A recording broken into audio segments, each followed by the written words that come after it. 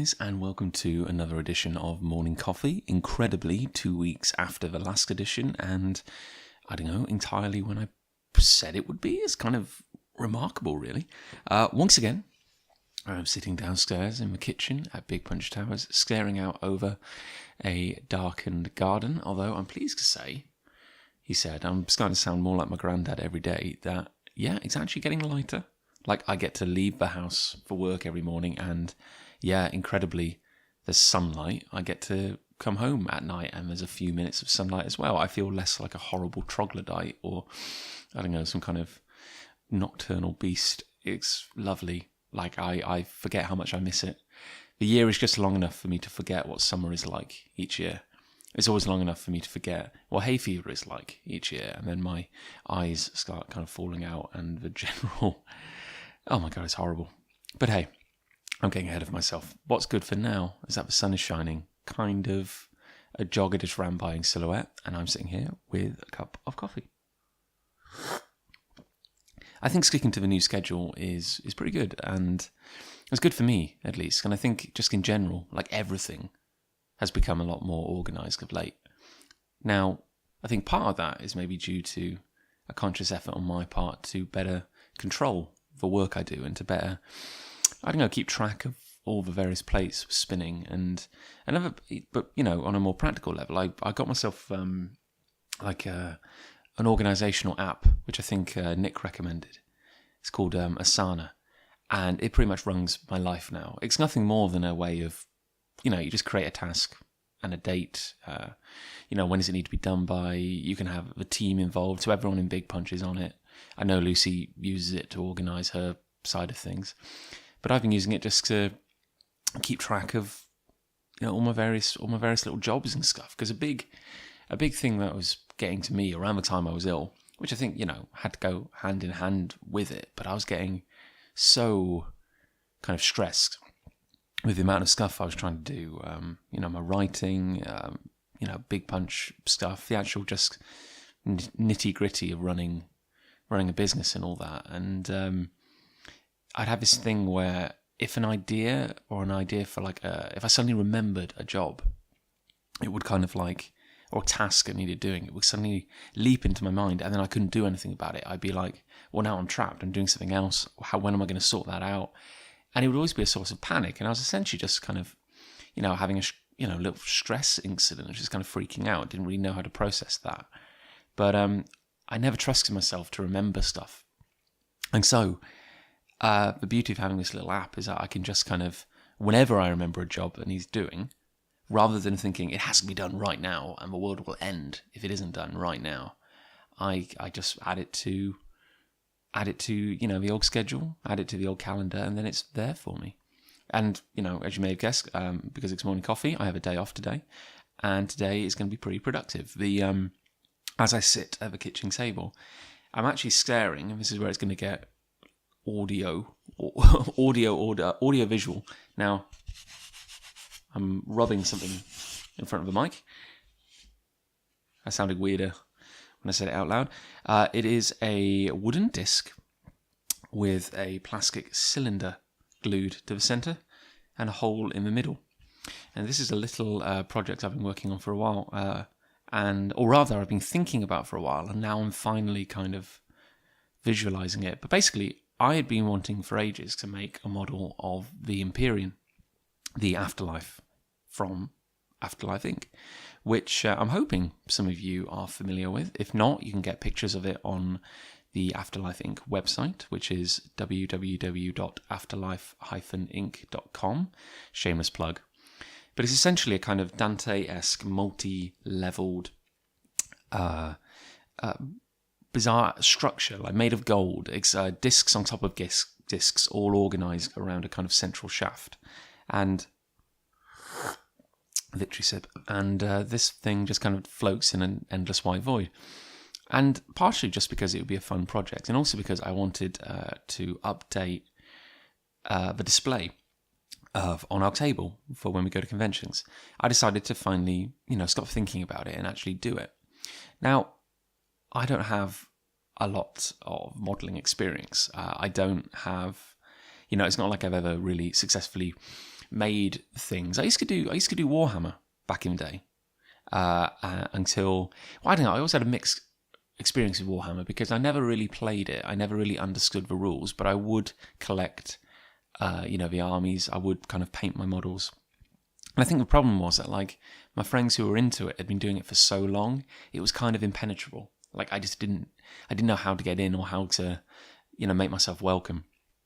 But I used to enjoy painting it. And I know probably the most negative experience I had with that, and I think what may have finally killed it, was I used to go to Cribbs Causeway with my family, which is a massive shopping centre just outside of Bristol. And an overabundance of clothes shops, which has never really been my thing. And, oh, grief, I did not understand. Like, I'm okay with shopping. Like, if you want to browse, that's fun. But, like, always clothes shops. It's just, once you've seen one, how many do you need?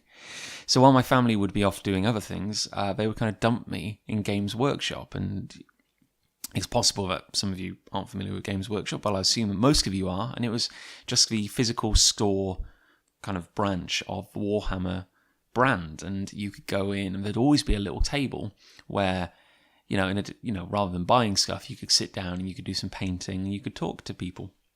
And I remember I used to go there. We didn't go there very often, but when we did, I would bring my models along and my paints, and I just head along, take a seat. There weren't many; there was only 4, and we do some painting. And it was fairly nice, and for a while. And I think everyone, you didn't recognise the people there because I didn't live in Bristol, and it would be months between visits. But yeah, you just go along, and then whatever random group of people were there, you would, you just kind of sit down and you chat and you'd do some painting. And I was, this is me kind of like age, I don't know, early teens at most, I think. And I remember sometimes it was lovely. Like, I remember once going along and just being randomly entered into a little painting competition, and it wasn't anything significant or major, and there was no prizes. It was just like they gave everyone a blank model. I think it was of a Tyranid, which is essentially a xenomorph, and these are all works from Aliens, and it was like, go for it and just paint, and it was really fun. And then I remember, like, the staff there. Like, if you are, and I'm not generalising against all Games Workshop employees, but they were almost rude, I think, on several occasions where, like, I was just some idiot little kid. Like, I didn't know what I was doing, and I certainly wasn't very good at the painting, but I enjoyed it. And I remember, I just remember one of them looking at a model I'd been working on, and I'd been using, I'd kind of like customised his face. These were these slightly bigger models they did called Inquisitor. And I was very excited when Inquisitor came out because it was something I could get in at the ground level, and everyone I knew was as inexperienced as me in it. But the models were slightly bigger. They were kind of like 4 inches tall. And there weren't many. So I think in that initial set, they only put out like 12 models or something. But so if you got one, you had to kind of customize it to make it look, like what you wanted it to. Pardon me. And I wanted this guy, who was a human, to have a scar. Now, at the time, I didn't use any of the kind of like epoxy modelling clays, which were popular. But I worked out that if you took blue tack and you sculpted it to a shape you wanted to be, if you then dropped super glue on it, just a few drops would be all you need, it would go rock hard, like it, as you would expect. The problem was it would also kind of, stick to your fingers, and you'd have these kind of chunks of blue hanging from your flesh for ages. So I'd done this to the side of his face, and I'd made it kind of, it looked like deformed, like he'd been horribly, horribly injured or something in a war. And I remember showing it to the guys, and they kind of looked at it, and they were just, I think I remember the exact words. The guy looked at it with a sneer and said, like, why did you feel compelled to do that to his face? And bear in mind, this is like I guess he must have been in his 20s, just talking down to I guess like a young teenager, but also like a kid, and also like a customer. And I guess we can have like, you want a frank discussion, you want kind of like feedback and stuff. And he was a real, prick about it, frankly. Just made me feel really, and he had his cronies around him, and I just felt, utterly worthless. I was like, oh God, I'm so sorry. I shouldn't have embarrassed you. I've embarrassed myself. I've brought dishonour on my family. So that was like, maybe like a little sign that things weren't great. And then, I think the thing that finally killed it was I went in, just because I'd done time and time again. I wouldn't say I was a regular, but I'd certainly been, more than a few times. I went in and I sat down at the table, same as ever, and I got my little model out. And of course, when you get the plastic Games Workshop models, when they come in the pack, they're all, in pieces, and you have to cut them out of their kind of, there's a word for it, but they come in like a kind of plastic grid, and you take a little, you trim them out and you whittle off the little rough ends, and then you glue them together. And I just, without thinking, I had a little kind of safety knife in my bag, like tiny little thing, as part of my modelling kit. And I just kind of trimmed a plastic piece off and just kind of gently shaved off a bit of plastic, and then put the knife back in my kind of crafting kit. And I remember the manager coming over, like, not dragging me, but kind of like, say, come here, kind of whipping me over to a corner.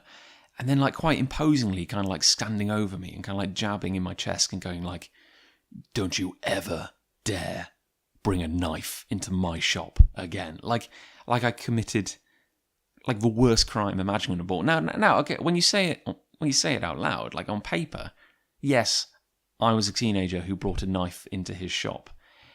In my defense, the place was full of safety knives, little Stanley knives, little tweezers, little kind of clippers, and I was trimming a model to, and I think even at that age, I had like this odd moment of like, I'm done.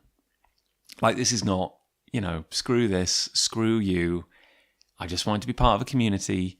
You guys have been nothing but unwelcoming. I'm out. And I think that kind of killed it for me, really. I was just like, why am I investing my life in this? And sadly, that was the end of it. But that was a hell of a digression. But the point being is, that's probably like the be-all, that's the limit of my model making experience. Now, I loved making Lego as a kid. I had a great big bucket of Lego. And I loved kind of finding workarounds. Like, the cartoons I'd see on TV, things I liked, Power Rangers being a prime one, I would make out of Lego. And I'd make the Zorgs out of Lego. And obviously, they didn't look anything like it, and they didn't have the same colours even, because you couldn't get green helmets back in the day. Or pink.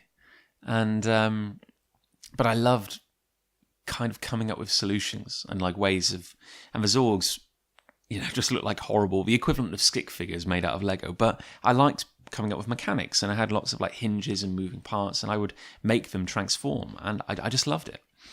And so I quite like the problem solving aspect of having an idea in your head and then finding ways to, make it a reality. So with this background and no kind of engineering experience, I've decided to make an Empyrean model. And before Christmas, I went to, I think it was B&Q actually, and I bought a length of wooden dowling. So it's basically just a long wooden pole. It's about 16 millimeters in diameter.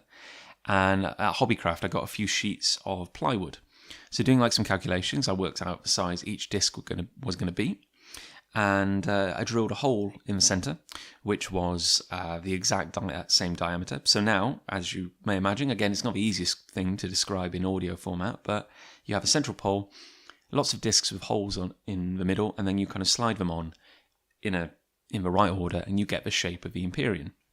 Now, at the moment, the pole is about 5 feet long, so we have a very extended Empyrean, but you get the impression. I can cut it down. I do have a power drill. My experience of using it in the past has generally been mixed. I remember when Lucy and I moved into our first house together, we were only renting. Lucy was doing an evening course at the time in creative writing. And she was out at her course, and I had decided to hang some pictures, like you do. As a standard kind of like homeowner or, man of the house kind of task. Can you hang something on a wall? And I was doing fine. I was going around with like hammer and tack, and I was just, hanging pictures everywhere. And I decided I wanted to put a picture up in the kitchen just to kind of brighten it up a little. And the problem was that the spot where I wanted to hang it, which in hindsight was above the oven, didn't had a particularly tough wall. Like I just could not get a tack to go in more than a few millimeters. So I got the drill out.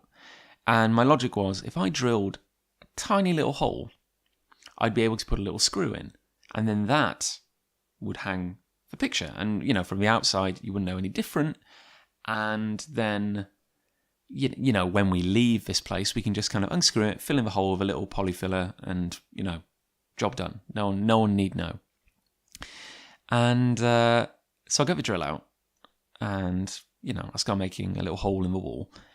And the drill rungs up against resistance. And again, it's only gone in a few millimeters. So I'm like, okay, what can we do? So I think most people would have gone, now's the time to stop.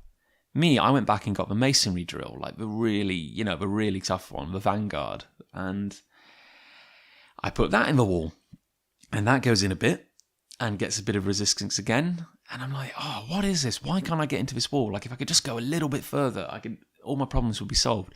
So I start leaning. I'm really, really applying pressure to this drill. Like, I'm pushing and pushing and pushing. And then there's this thunk, like a dunk noise. And the drill pops into the wall. Whatever was resisting, bang, it's in. So it's a thunk. And then... And I think it's probably the closest I've ever come to having a heart attack, because I drilled right into a gas pipe. And I thought I was losing my mind. Like, it was one of the most stressful, and I think legitimately stressful experiences of my life, because I knew we had a young couple next door, a conjoined, semi-detached house. And they had a little girl who must have been like a year or so old. And all I could think was, I've killed myself, I've killed the family, I've killed their little girl. So I'm alternating between running around, opening all the windows, to running back, putting my finger on the hole in the wall, calling the landlord, who is not happy, working out where the gas main is so we can turn it all off. Anyway, long story short, house didn't blow up, I'm still here. The drill and I have a mixed relationship. I'm always very careful with it now. And, it's not like this idea of me blowing up a house was without precedent, because Cheltenham had an odd run of weeks during one summer where stuff kept kind of blowing up. Like, we had there was an old lady who was living in a terraced house somewhere in Cheltenham, and this made national news because I think there was a gas leak or something, or a pipe had been cut. I forget the specifics, but her entire house blew up. And because it was a terrace, it's like the front of the house just went. Like, it was just gone. Like, 1 minute there was a house, the next thing there wasn't. And so you've just got this kind of open box to the world where, the floor's been blown away, the entire frontage has fallen off, her stuff is everywhere out in the street. And, and the two houses next door have also suffered damage because it's a terrace, they all kind of support each other. But I think incredibly she wasn't hurt, or she only had minor injuries. And I can't remember if she was in the bath or in her bed. But I think whatever she was in, the whole thing got blown out onto the street, which may have helped keep her alive. We also had, I'm really getting off on a tangent now, but I remember that summer I was still working at a school in Cheltenham. Lucy was. That's how we met. Obviously, we were working as science technicians. And I heard a rumour. There was a rumour going around that this school I worked at was the largest landowner in Cheltenham, or something like that, because it had a great big sports field right in the centre. It had two great big sports fields, 3 even, had a lot of sports, right in the centre of Cheltenham, in what would otherwise have been prime, I guess, kind of real estate, as the Americans say, but of course the school was built at a time when, people wore top hats and just didn't, it didn't matter if you're just a country gentleman who had acres and acres in the middle of a growing town. Anyway, someone was flying a light aircraft. This is why it was a weird summer. Someone was flying a light aircraft, a little, not a biplane, because it only had one wing, John, what are you saying? But no, just a little rig. And something had happened, like the engine had died, or they'd obviously encountered trouble. But it came down in one of our sports fields, or it tried to at least. It was aiming for it, and we were quite surprised to learn, because I think we could see it coming down. We were quite surprised to learn that really small kind of one-person planes like that actually have a parachute. And I don't mean, the pilot put a parachute on and jumped out. I mean, the plane itself had a parachute because it was so small.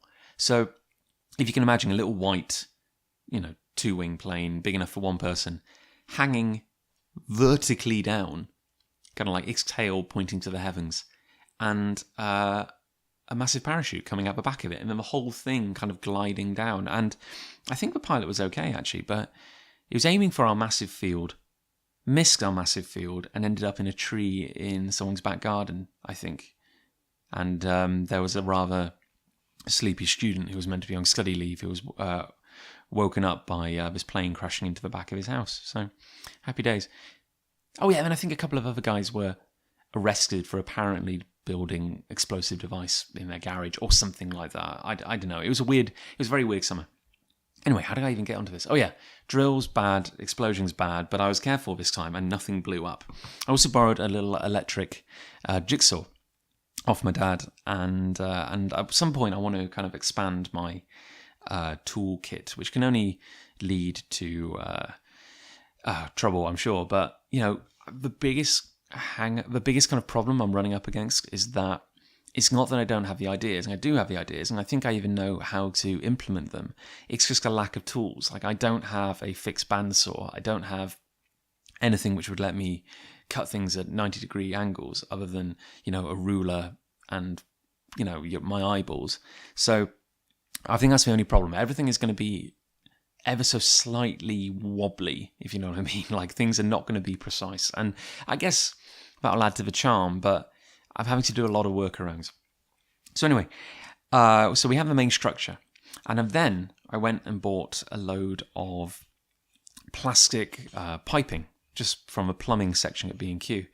And now this is, it's like Gandalf's staff, really. I'm looking at it now. It's about 6 foot long. Much more than you need, but you can't really buy it in tiny chunks.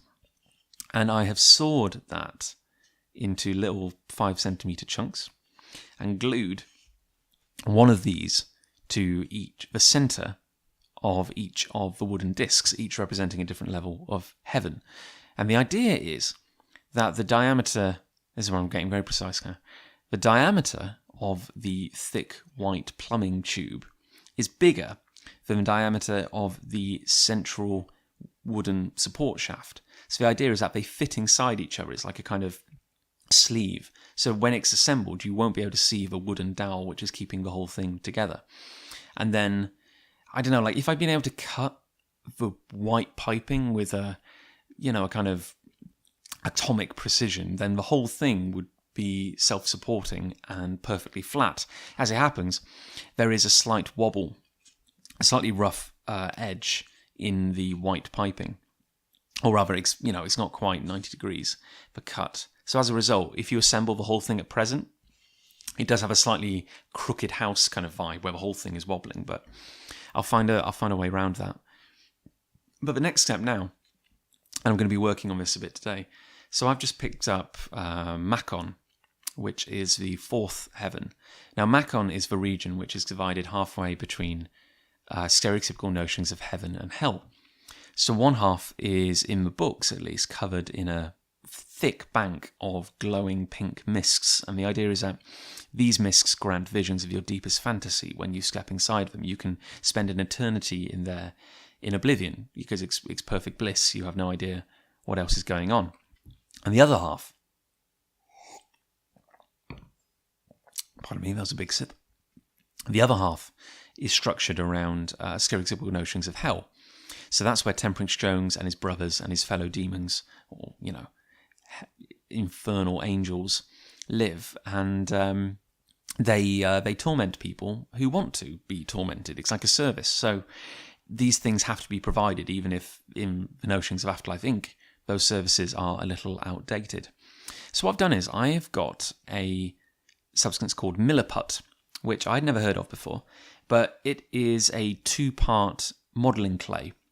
And the idea is that you have a grey stick of chewing gum and you have a kind of sickly yellow stick of chewing gum, and when you mix equal parts together, kneading them properly, it kind of takes on the same texture as blue tack, which is something I used to model with as a kid when I was, when I used to make superheroes out of Lego, characters of my own creation, and I would always have a character, because everyone knows how big a Lego man is.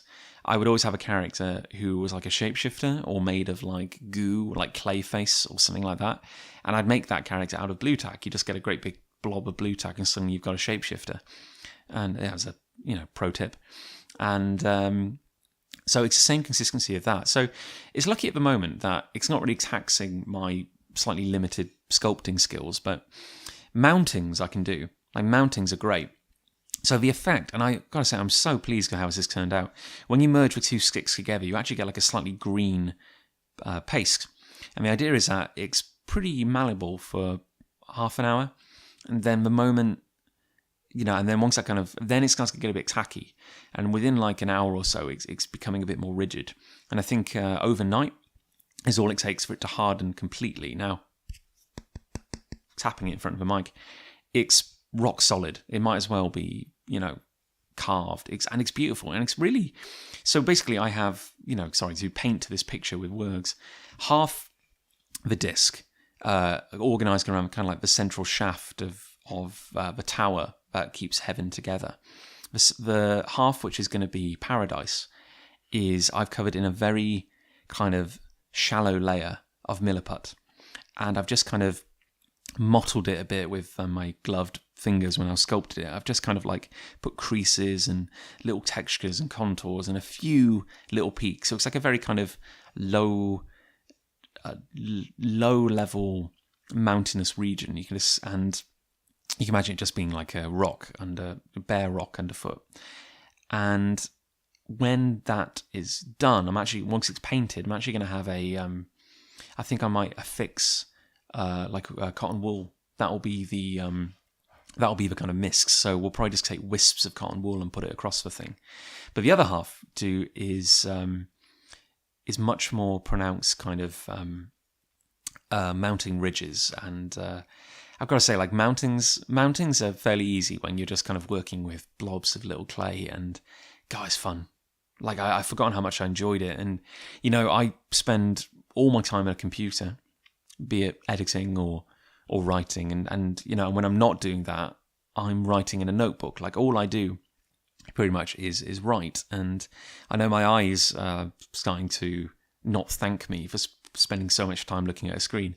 So doing something just kind of physical with your hands, which isn't, dependent on staring at electric light is kind of wonderful, really. Although that said, I think I did kind of screw my head over by focusing a little too closely. So really, there's no kind of winning situation here. So anyway, Macon is almost finished. I ran out of milliput. Raquia, the second heaven, which is where Nuriel lives, which is basically just a kind of grey mountainous region in its own right. That's done. It's also one of the smallest heavens, so very easy. So it's coming together well. And my plan today is to do some kind of nice physical odds and ends to work on these projects. So I've got Shehakim, which is the garden where Anahel rules over and all the various animals live. And I'm going to try something a bit different here. So I need to stock up on milliput, but I'm also going to buy some flock, kind of like the fake grass powder, and some glue. When I was in Hobbycraft last, I saw you could buy like fake water for modelling. So it's like a kind of clear gel that sets in a way that looks like water. So I'm going to experiment with having a lake. I also want to buy a cheap little modelling tree so I can stick it on. So it's an ongoing project. And I've got to say, it's really nice to be able to take a break from the other things and, step in to do something that's such a change of pace. The other thing I'm going to work on today also relates to the Afterlife Inc. kind of display at conventions. Really updating it, overhauling it, and eventually the Empyrean model will take pride of place. I'm going to make a nice little stand for it, maybe with some lighting in it. And following another trip to B&Q, I picked up some hardboard and some like 2x4 planking. And the idea is that I want to make a rigid shelf to go at the back of the table because height is very important. It's more visually appealing. It'll allow us to have like a 2-tier effect, so we can have books on the back, books on the bottom. So what I've made is again, eyeballing a lot of it. It doesn't have that kind of military precision. So the measurements are a little off, but I think that adds to the charm. I've basically made a wooden frame. It's like a box which is open at the back out of these very basic building materials. So that's been glued and tacked. And what I'm going to do today is I'm going to go along to the House of Fabric or Fabric Warehouse or something in town. And I'm going to get some new red tablecloth. And I'm also going to get some excess, which I can wrap around this weird shelf unit and staple in place. So yeah, it's not a masterpiece, but once it's wrapped in fabric and glued, I think I'll forgive a lot of sins. And you won't know the difference. It will just be a nice red fabric block sitting at the back of the table. And we're going to have books on top of it. When Man-Made God is finished, we're going to have probably a nice little display place for that. We've got the most incredible independent fabric shop in Cheltenham. And I know I've been there a couple of times. When I've been there with Lucy, because when Lucy made Nuriel, the cuddly Nuriel, which has sat on our table for ages, we went there to get like some nice blue fabric for his skin. And it's insane because it looks fairly unassuming from the outside. It's just a slightly dilapidated old shop front on Albion Street in Cheltenham. But you go in and it is the most eerily quiet place you've ever been in your life, because every wall is lined with rolls of fabric. And it turns out that rolls of fabric arranged in that fashion is the most amazing soundproofing you can imagine. Like, there are no echoes. Like, everything is just absorbed instantly. There's a very odd flat element to the air when you're walking around. And probably the second strangest thing is that you come in and the shop is quite small. It's quite kind of cramped, and the corridors are very narrow and arranged in a real kind of Madman's spiral arrangement. Like, it doesn't make any sense. But then you descend further in, and it is like entering some hidden realm. You half expect to pop out into Narnia, because you find what you think is a gap between shelves, and no, that's actually a corridor. And you go in, and you go further, and this happens again and again and again, and then you realise that the style of the building is changing around you. And I assume, like, this is all part of the same building, and they haven't just knocked into some abandoned facility next door. But it's so odd because the shop is bigger than the front. It's bigger than the actual building you enter, because you are walking through essentially just like dead spaces between buildings, or something that was once a warehouse which has now been shut down. And it's quite incredible, and I'm looking forward to seeing it again to see if it's exactly as I remember, or whether it was some kind of random fever dream. But no, that's my day today. And so it's going to be a combination of the practical stuff, which is, coming along great guns and is a lot of fun, and some writing, because I am on an absolute roll at the moment, and it feels great, I've got to say, because I knew I knew Big Punch was collectively going to have a very busy year this year, and it's mostly with, personal grown-up things, like Nick and Ali are getting married in, that's embarrassing, September. A lot of our friends are getting married around the same time. Lucy and I are going to be getting married in January. So, we're starting our way down that road of planning, which has been a laugh a minute so far, I can tell you. And so we've kind of made a conscious decision to step back a little from conventions to try and make room for ourselves, because it's going to be a very busy time. And I think one thing we've learned is running yourself ragged, making yourself ill, is not the way to go about it. Like, yeah, we want to be creative, and yeah, we want to be productive, but you want to be alive at the end of it to enjoy it, So we're going to less conventions this year. Also, Thought Bubble, traditionally at the end of the calendar year, has been moved to September, which is apparently so they have more sponsorship options, so they have more businesses open in the centre of town, which they can interact with, and it's moving venue. So that's going to be quite a big change for Thought Bubble, and we're not going to be there. It's going to be the first one we haven't been to in ages, and that's simply because it's falling right in the middle of prime wedding territory, you know, and we're like, Nick and Ali are going to be stressed enough as it is, and, you know, we're going to be helping as well, so it's not going to be a good time.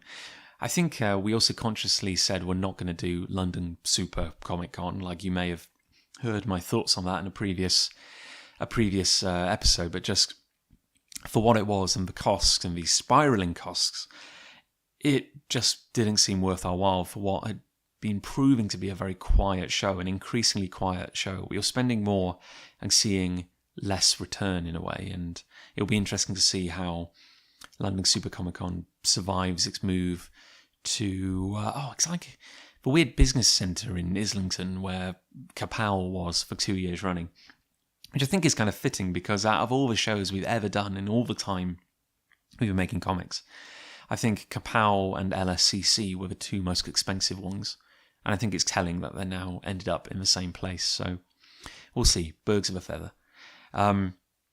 So where was I even going with this? Yes, so hence, with a busy year ahead of us, we decided to try and be smarter this year, to try and kind of like be more aware of the work at hand, and to do it before we enter these kind of periods of intense grown-up living. So I've been writing like an absolute fury, and I've got to say it feels amazing. I credit some of it to this organizational app, and I swear this isn't a sponsored podcast. It really helped me get myself together, get my act together, and I know what he's doing. It's not a source of panic. I just know I can space out that work. So After I Think, Man-Made God is coming along well. In fact, I was chatting with David, the artist, today. He is cracking on as we speak. We got pushed. There was a little bit of a delay over Christmas, so obviously we are going to be slightly behind schedule. I hope that by releasing each chapter as it's completed digitally, he said, using his words like a human being, to all the Kickstarter backers, we can keep everyone in the loop. I think communication is the key thing. And of course, I hope everyone is willing to bear with us on this, but we are working flat out on it. But yeah, it's shaping up to be something quite nice, actually. I can scarcely believe it will be finished. It feels like it's been in the background for a long time, and you know, the stars finally aligned to make it happen. But it's still, you know, it still just seems like it seems theoretical. It seems like it will never be a real thing, but it will, of course, because we are ploughing along with it, and we have people who are very much looking forward to it. And I have the physical evidence. I don't think I'll actually believe it until I'm holding a physical copy in my hand. Like, it's quite crazy. So yeah, I have some typing to do. I do most of my writing analog style in my trusty notebook with a pencil. I am absolutely lost if I don't have one of those cheap, what do you call them? Like not an actual pencil, like one of the ones you click and it sticks out a little never-ending pencil or whatever, except they do end and you have to throw them away and get new ones, and it's heartbreaking. So, cracking away on that. In terms of BPM, now renamed Extraversal, we're really flipping excited about the new year, for the next 2 years, actually, and the story arc we have coming up. Like, it's been such a positive growing experience for me as a writer. Like, it's finding that balance between episodic storytelling that, you know, works as an individual issue while also contributing to the greater whole. Like, I wouldn't trade that experience for the world. Like, there's times where I've looked at it, certainly in the first year, where I think we are still learning the ropes, and I've looked at it and thought, I could have done that slightly differently, or whatever, or here's what I would change if I ever did it again. But it feels like it's getting stronger and stronger, and I know I'm biased because I'm writing it, but it's a joy.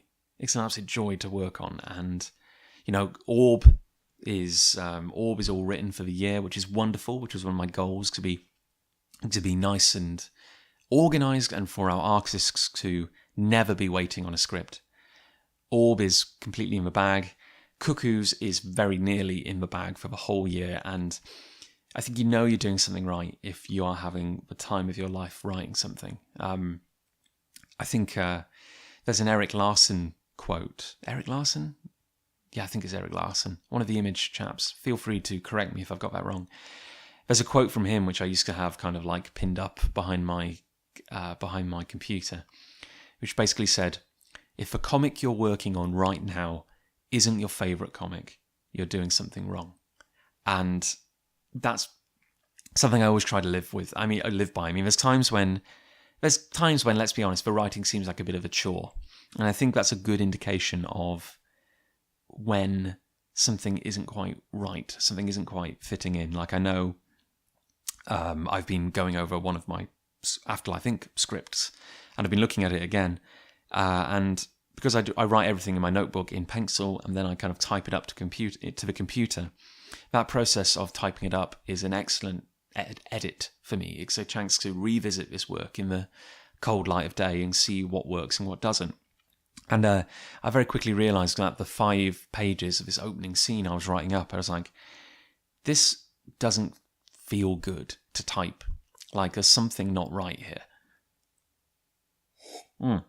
Another sip. I was like, something isn't right here, and it doesn't feel fun.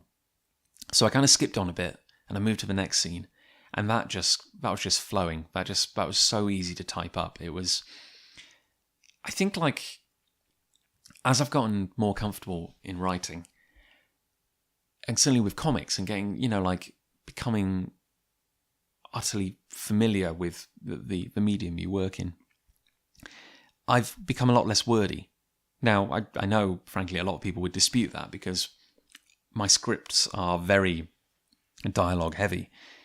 But if you ever see one of my, kind of the script, the thing the artist receives, they were incredibly wordy, like in themselves, like very, very descriptive. And I think it is something I'm improving on, and I think I can say a lot more now while saying less. I think if you can let the art talk for itself, then I think you're onto something. So yeah, that's great. Like I was able to identify something I needed changing. I'm going to be working on that later today. And like Cuckoos is proving just a delight to write. Same with Awww. Like, it's so sad, but I'm a fanboy for this world we're building. And even if I'm the only fanboy in the world, maybe that's sad, but, at least we're making one person happy, even if it's only me. But no, I hope if any of you have dipped your toe into the world of Extraversal, formerly BPM, I hope you'll give it a try, because I swear we're so fiendishly proud of what we're building here, and it's really building to something special. Like, it's not all happenstance. There is a bigger picture here, and we're working very hard on it. For all our talk about having a quieter year, we are actually going to be putting out 3 graphic novels this year. We're doing Man-Made God. We are doing volumes 1 and 2 of Extraversal, the collected years 1 and 2 of BPM. So we're going to be running a very small, very contained Kickstarter just to get that out into the world. We're being very cautious with Kickstarter at the moment. I worry that we might finally be approaching peak Kickstarter, just in general, as an industry. I feel need to be a bit kind of smarter and more selective about when we run a project, and don't treat it like a magic wand that will solve all problems. So yeah, that'll be something we're working on. And I frankly can't wait to get started. Like, this is a quiet year for us, and we're putting out 3 graphic novels and 4 issues of Extraversal. Like, it's insane, really. Like, I'd hate to see a busy year. But hey, very much looking forward to a busy day, and thank you for listening. Before I sign off, because I have been rambling spectacularly for about 3/4 of an hour now, before I sign off, a little update on the graffiti situation from last episode. I was very usefully informed by a listener that, usefully, I don't know. Anyway, thank you, sir. A listener informed me that graffiti is not in itself illegal if done in a designated area. So it would seem that these 2 underpasses, where this amazing story in paint has been playing out, are clearly designated graffiti areas within Cheltenham. Now, if someone went and did those tags on the front of a building, I think it'd be a very different story. But where they are is perfect. Like, that is fulfilling a purpose. I would, however, like to say that I'm feeling a little uninspired by the graffiti at the moment. I think it has taken a little bit of a downturn. A new group maybe moved in, and one side of the underpass is now covered in very large, but I don't know, I don't want to be cruel, guys, but maybe a little uninspired tags. Just signatures. They're very big, bold, very 90s, and I think they're lacking a bit of a flair of some of the stuff we've seen before. So you need to up your game a little bit, guys.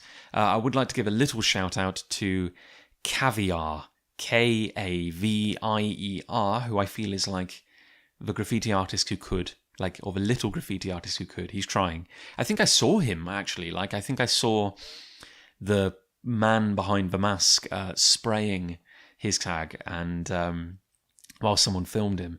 And maybe he's new. Maybe he's kind of getting into the scene, but his little tag is it's not quite as impressive as the others, and I think he needs to get in there with the colours a bit more. And because I think just having doing your little name in black paint, one can, not even filling it in, I think there's room for improvement there. But I look forward to seeing his career develop. So everyone, thank you for listening to me. The sunlight outside has gone from trying to definitely succeeding. It's bright. I think the day has begun. I'm going to start moving. This has been a Big Punch Studios podcast. As ever, if you like what we do, be it the comics, be it games like Sandwich Masters, be it these podcasts, these daft little streams of consciousness we do have a Patreon, and your support would mean the world. It's www.patreon.com/Big Punch Studios. There's a link in the description as well. And if you like what you do, any support you could send our way would really mean the world. And we hope we have some great rewards which would make it worth your time. $1 would not only allow us to continue making all these podcasts and maybe even making more, it would allow us, it allows you access to a very exclusive Punchcast, which is a podcast recorded only for our patrons. So thank you for listening, guys. I hope you have a great day. Keep drinking that coffee, and I'll see you in 2 weeks' time.